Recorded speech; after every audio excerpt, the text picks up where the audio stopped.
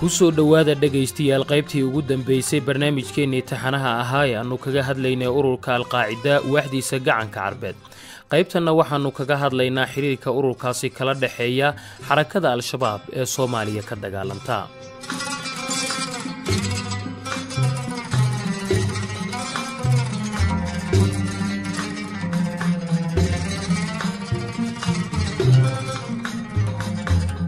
shaki kuma jiro in xarakada al-shabaab ee Soomaaliya ka dagaalanta uu iskaashi xooggan kala dhexeeyo ururka alqaacida laantiisa gacanka carbeed. waxaana jira xiriir wax isdhaafsi iyo mid isbahaysi oo xooggan oo labadaasi dhan ay leeyihiin, laakiin waxa uu madmadow fara badani ku daharan yahay ilaa iyo hadda rasmi uga mid ahaanshaha shabaabka ee ururka alqaacida. warbixinno laga helay xiriirka al-shabaab iyo alqaacida ayaa xusaya in xilliyadii hore arrinta alqaacida ay muran fara badani ka dhex dhalisay gudaha al-shabaab, iyadoo sidoo kalena alqaacidadu ay aad uga gaabsanaysay soo dhoweynta xarakadan arrimo lagu sheegay afkaarta iyo yoolka shabaabka Soomaaliya oo aan xilligaasi alqaacida u cadcadayn. hase yeeshee waxaa waagaasi jiray wada shaqayn dhinacyadaasi ka dhaxaysay sida uu Abu Mansuur oo hogaamiyeyaasha al-shabaab ka mid ahi sheegay, isagoo yidhi innagu alqaacida ka mid ma ahin laakiin waa saaxiibadeen waanan taageeraynaa intii karaankeenna ah. warbixintu waxa ay sheegaysaa in madaxda iyo ragga culayska ku dhexdalay alqaacida ay aad uga labalabeeyeen arrinta la falgalka al-shabaab, waxaana la rumaysan yahay in xubnaha alqaacida ee al-shabaab ay ku xirnaayeen ay aad uga fogaayeen bu'da ururka alqaacida, muhiimad sidaasi ahna kumaanay dhex lahayn ururweynahaasi. laakiin ragga arrimaha alqaacida aad uga warramo waxa ay tilmaamayaan in aragtidii ururkaasi ee ku aadanayd al-shabaab ay wax badan iska beddeleen, gaar ahaan wixii ka dambeeyey geeridii Usaama bin Laden, islamarkaana uu ideolojiyad ahaan ku soo dhowaaday al-shabaab iyagoo fulinaya go'aan ay qaateen oo ku aadanaa in ay u furfurmaan ururada maxalliga ah ee iyaga ku aragtida dhow. cali jibriil al-kutubi oo ka faallooda arrimaha bariga Afrika ayaa qaba in al-shabaab ay ku abtirsadaan alqaacidada hooyada, sidaasina ay iyaga iyo kuwa gacanka carbeed ee Yemen saldhigga ku leh hal meel uga soo wada farcamaan. xiriir wuu jiraa, laakiin xiriirka koowaad wuxuu yahay xiriir ku salaysan fikrad oo waxa ka dhaxaysa fikradda jihaadka ah, mana qarsoona in ay si fiican u wada xiriiraan. labadaba waxay ku abtirsadaan alqaacidada caalamiga ah.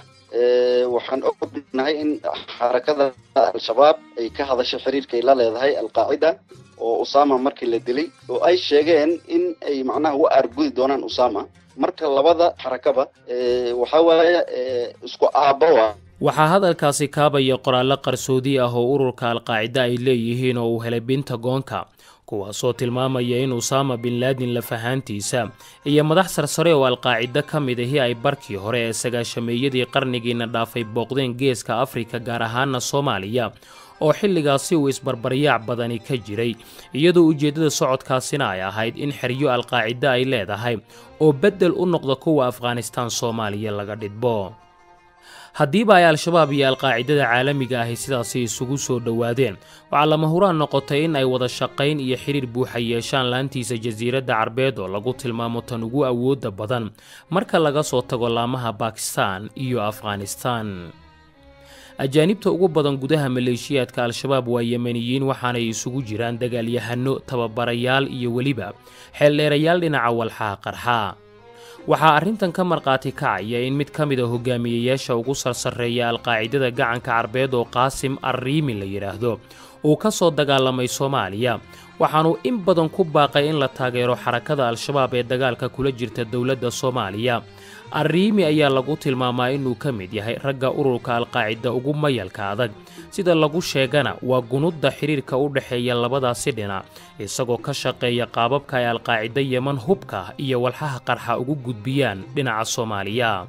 way dhici kartaa alqaacidada Yemen inay al-shabaab hub u gudbisa, annagoo og macnaha badda in ay aad u sahlantay in la iskaga gudbo. marka taas waxay sahlay in isu socodka labada dhinac inuu aad u fudud yahay oo wixii ay damacsihiina isku gudbin karaan. laakiin marka aan fiirina hadda alqaacidada Yemen tayadeeda iyo awoodda ay leedahay, waxaan u malaynaa inay aad u liidata. waxaa in badan ay xukuumadda Yemen sheegtay inay jiraan dagaalyahano Soomaali ah oo ka barbar dagaalama alqaacidada gacanka waxaana rag xeel dheerayaal ahi ay sheegayaan suurtagalnimada in al-shabaab ay ka faa'iideysato qaxootiga Soomaalida ah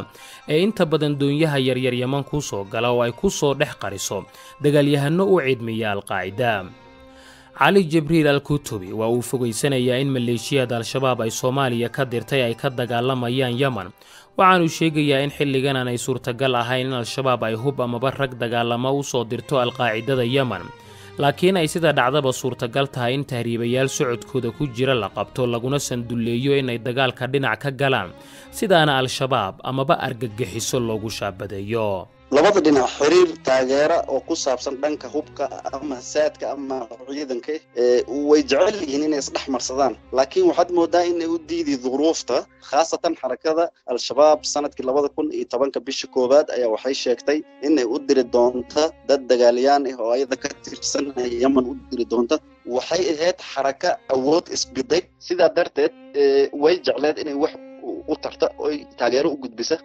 laakiin arrintaas ay suuragali waysay haddana uma malaynaya in ay xarakada al-shabaab dagaalyaan u diri doonto Yemen xarakada al-shabaab ayada u baahanba maanta taageero ayada la wiiqi wax xiriir ama taageero dhinaca taageerada ku saabsan u gudbin karta Yemen way iska yartay labada dawladood ee ka kala jira Yemen iyo Soomaaliya oo xiriirkaasi si uu uga war helay ayaa mid walba waxa ay sheegtaa in argagixisada dalka kala degan ay hub amaba maleeshiya dalkeeda ku soo daabulayso tusaale ahaan dawladda Soomaaliya ayaa sanadkii 2010 alqaacidada Yemen ku eedeysay in ay hub iyo ciidanba u soo dirto Soomaaliya iyadoo sidaasi si la midana ay Yemen inta badan sheegto in dagaalyahano al-shabaab ka mid ah ay Yemen ka dagaalamayaan Soomaali hub u sida kooxahaasina la qabtay xilliga hadda lagu jiro oo ay aad hoos ugu dhacday awoodda ururka al-shabaab magaalooyin badanna lagala wareegay sidoo kalena uu hadda dagaal xoogani ku socdo alqaacidada jasiiradda Carbeed ee fadhiso koonfurta dalka Yemen waxa meesha ka baxay in midkoodii uu kan kala taageero amaba gurmad u fidiyo maadaama koox walba iyadu lagdan naflacaarinimo ah ku jirto waxaana si guud u yaraaday taageeradii uu ururka alqaacidada caalamiga ah dhinacyadaasi siinayay sababtuna waa inta badan dariiqyadii uu u marin jiray kaalmada oo soo xirmay sida uu qabo al-kutubi haddii ay noqoto al-shabaab iyo haddii ay noqoto alqaacidada Yemen waxay toos ugu xiran yihiin alqaacidada caalamiga ah laakiin waxaad moodaa alqaacidada caalamiga ah in ay waysay meelahay wax u soo marin jirtay xeebaha iyo meelaha dekadaha inay gacanta ku haynin oo laga ilaaliyo meelo yar maahan hatta haddii ay jiraan in iskaashi caalami ah alqaacida iyo al-shabaab iyo alqaacidada Yemen oo u dhaxeeyo waxa waaya iskaashi ku saabsan in falalka ay ka geysanaan geeska Afrika ilaa Yemen in si fiican loo soo agaasimo bariyahan dambe taageerada ay ka heli jireen alqaacidada caalamiga ay aad u yaraatay taas oo sabab u tahay go'doonka lagu sameeyay xarakada al-shabaab ee Soomaaliya waxa bariyahan la hadal hayaa in qaar ka tirsan saraakiishii ugu sarreysay alqaacidada jasiiradda Carbeed dagaalka xooggan ee lagu qaaday awadii ay doonyo ugu baxsadeen dhinaca Soomaaliya iyagoo ku biiraya amaba magangeliyo u raadsanaya xarakada al-shabaab ee Soomaaliya ku sugan waxaana hadalkan sheegay madaxweynaha Yemen la fahantiisa راحت منهم فيما يقارب 350 بسفن عبر خليج عدن in ka badan 350 oo iyaga ka mid ah waxa ay ku baxsadeen doonyo iyagoo gooshay gacanka cadmeed aadayna dhinaca kale waxay aadeen geeska Afrika kuwa kale oo Sacuudiga iyo dawladaha gacanka ka soo jeedayna waxay u carareen xuduudka qaarkoodna waxa ay galeen Sacuudiga kuwa kalena waxa ay ku faafeen oo ay ku dhuumaalaysanayaan dhulka buuraleyda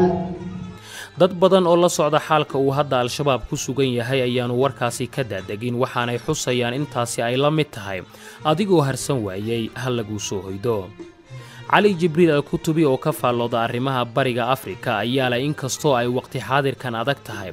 in xeebaha Soomaaliya si fudud ay argagixisadu uga degto haddana ma jirto meel kale oo ay u baxsan karaan hadiiba ay lafahooda la baqaan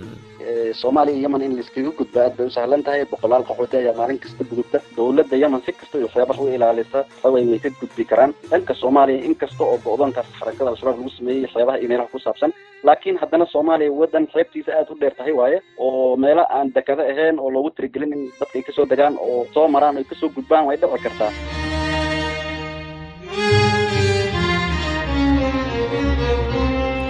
barnaamijkayagii taxanaha ahaana waa naga intaynu mar kale dib isu maqlayno waa Jacfar Kukayo idin leh nabadgelyo.